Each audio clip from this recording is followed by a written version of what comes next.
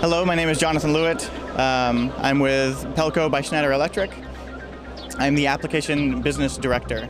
So I've been asked to say a few things about the Internet of Things, IoT, and how it relates to the security space. I think it's really interesting what's happened with IoT over the past, say, 5 to 10 years. It started out as kind of a buzzword, people talking about making devices smarter. At the end of the day, it's really less about making the device smart and more about allowing the device to capture information and then report that information out. In the security space, the reason that's interesting is it allows us to be more aware about what's going on in our systems.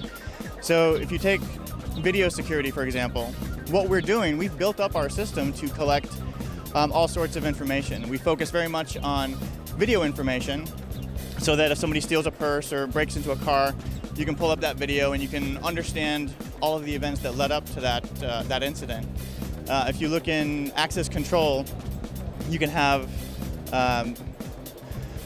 access grants, you can have system health events, you can have a merging of all of those pieces of information. So if you have a lot of access denied attempts around the perimeter of your building, you merge that with the video information and you have an understanding about how somebody might be casing the joint, so to speak.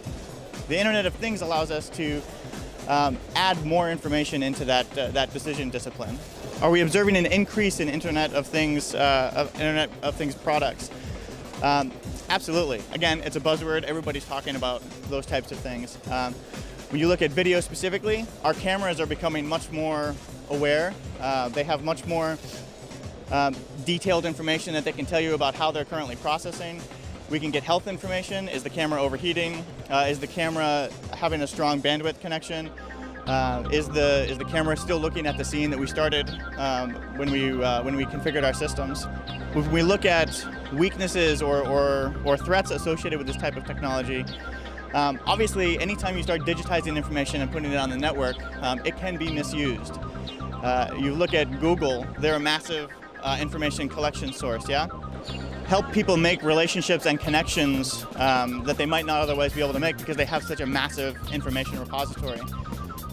We can do the same thing to the benefit in the security space, but people could also pull user information. They could potentially pull password information. They could pull behavior trends and things like that across the system. So you need to be careful when you're collecting that information that you're a good chaperone of that and you're not allowing people to kind of hack into it. If I was to forecast what's going on with the Internet of Things over the next 5 years or so, I think you will end up with much more intelligence based around large-scale data gathering.